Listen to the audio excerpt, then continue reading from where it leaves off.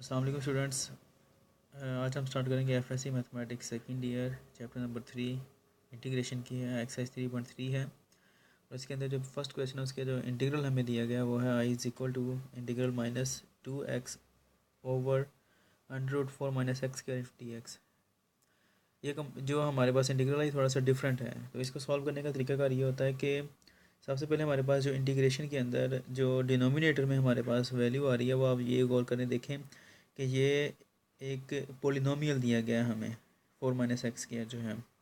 ठीक है, तो इसको हमने सॉल्व करने का तरीका का इंटीग्रेशन में ये होता है कि हम इसको सब्स्टिट्यूट कर लेते हैं, कोई ना कोई इसको वैल्यू देते हैं ताकि इसको सॉल्व करना हमारे लिए ईजी हो जाए। ठीक है, उसके लिए हमें ये देखना पड़ता है कि जो हमारे पास न्यूमरेटर में जो वैल्यू दी गई है क्या वो डेरिवेटिव है न्यूमरेटर का कि नहीं है, सॉरी डिनोमिनेटर का।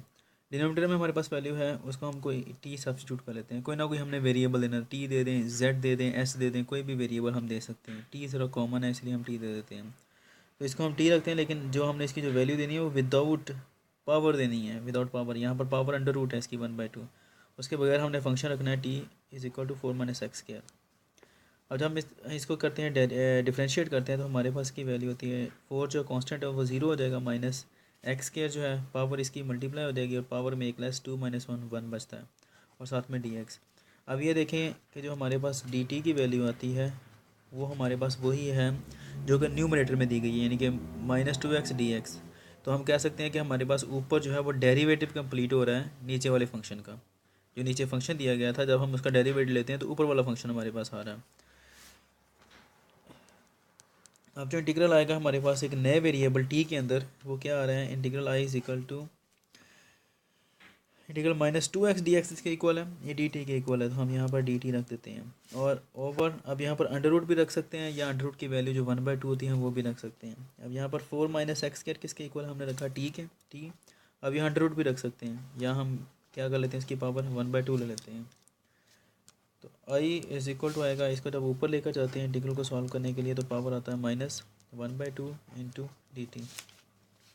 अब ये फंक्शन है, साथ में उसको डेरिवेटिव जब वो मल्टीप्लाई हो रहा है हमारे पास, तो इसके लिए हम ये करते हैं, ऐसे है ये जो फार्मूला इसका आता है F of x into F dash of x D x. तो ये हमारे पास आ रहा है सारे का सारा फंक्शन, सेम वही चीज़ है, यहाँ पर फंक्शन है और आगे उसका डेरिवेटिव मौजूद है हमारे पास। तो उसके लिए हम इसको जब सॉल्व करते हैं बाय फार्मूला तो हमारे पास आता है जो हमारे पास फंक्शन है यानी कि टी आ रहा है, उसकी जो पावर है उसके अंदर हम एक ऐड कर लेते हैं और उसी से हमने डिवाइड कर लेना है, और प्लस साथ में सी कांस्टेंट ऑफ इंटीग्रेशन आएगा हमारे पास। तो अब जो हमारे पास आई की वैल्यू आती है वो क्या है, इसको जब सॉल्व करते हैं तो पावर 1/2 बनती है, और इसको जब सॉल्व करते हैं तो ये भी 1/2 बनती है एलसीएम लेने से।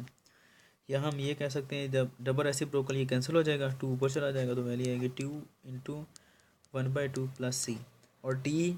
अब ये आंसर हमारा बिल्कुल ठीक है, लेकिन मसला ये है मैथमेटिक्स के अंदर कि हमारे पास जिस वेरिएबल के अंदर क्वेश्चन पूछा जाए हमने जवाब उसी के अंदर देना होता है। क्वेश्चन हमसे पूछा गया था एक्स वेरिएबल के अंदर, क्वेश्चन में एक्स वेरिएबल है जबकि हमने जो सॉल्व किया है वो टी वेरिएबल में है, तो इसलिए हमें इसको वापस उसके ओरिजिनल वेरिएबल में लेके आना पड़ेगा जो कि एक्स है। टी की वैल्यू किसके इक्वल हमने रखी थी 4 माइनस एक्स स्क्वायर के, तो हम यहाँ पर वही रखेंगे 2 एज इट इज़, ये वाला 2 एज इट इज़, और टी की वैल्यू क्या आती है 4 माइनस एक्स स्क्वायर, वो आ गई, और ये 1/2 एज इट इज़ आ गया क्योंकि पावर 1/2 अंडर रूट होती है प्लस सी। तो ये हमारा सोल्यूशन है। अब क्या ये हमारा आंसर ठीक है या गलत है, इसको चेक करने का भी तरीका है, वो ये है कि ये इंटीग्रेशन है। हमें पता है कि इंटीग्रेशन और डेरिवेटिव एक दूसरे के ऑपोजिट होते हैं। अगर हम इस फंक्शन का डेरिवेटिव लेते हैं तो आंसर क्या आना चाहिए हमारे पास, ये आना चाहिए। अगर ये आ जाता है इसका मतलब है हमें किसी से पूछने की या बताने की ज़रूरत नहीं, हमारा आंसर ठीक है। लेट मी चेक, देखते हैं आता है कि नहीं आता है। डेरिवेटिव लें इसी फंक्शन का, क्या आता है, d/dx is equal to 2 4 minus X square plus C. देखते हैं क्या आता है, 2 कांस्टेंट है बाहर आ जाएगा, d/dx 4 minus X square power 1/2, ये अंडर रूट को लिया मैंने, प्लस सी d/dx ऑफ सी 2। अब यहाँ पर हमारे पास क्या आ रहा है, पावर मल्टीप्लाई कर दी और पावर में एक लेस कर दी, 1/2 में से माइनस कर दें 1, उसके बाद पावर को छोड़ के फंक्शन का डेरिवेटिव दोबारा लें, d/dx 4 माइनस एक्स स्क्वायर, और कांस्टेंट का डेरिवेटिव 0 होता है। 2 से 2 कैंसिल आउट हो जाता है। अब उसके बाद इसका क्या आएगा, पावर 4 माइनस एक्स स्क्वायर। इसको सॉल्व करते हैं तो पावर क्या आएगी हमारे पास -1/2 इंटू ये आगे फिर जब इसका डेरिवेटिव लेंगे क्या आएगा 4 का 0 माइनस एक्स स्क्वायर का क्या आ जाएगा 2x। ये तो वैसे ही 0 आ गया तो क्या आता है -2x और ये सारे का सारा क्या आ जाएगा क्योंकि पावर -1/2 है तो ये डिनोमिनेटर में चला जाएगा 4 माइनस एक्स स्क्वायर। तो ये देखें -2x over 4 minus X square तो ये सारे का सारा वही आता है।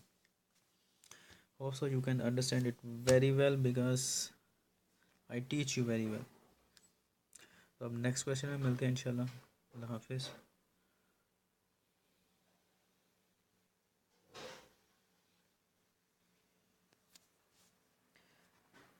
ये चेक है।